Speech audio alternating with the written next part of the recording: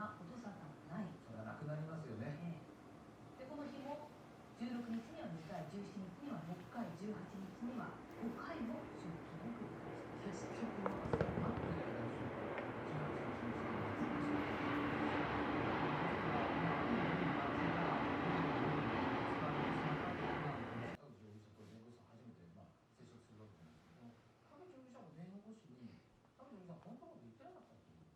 話だとそうですよね。一方で返しますと言いながら使っていたと。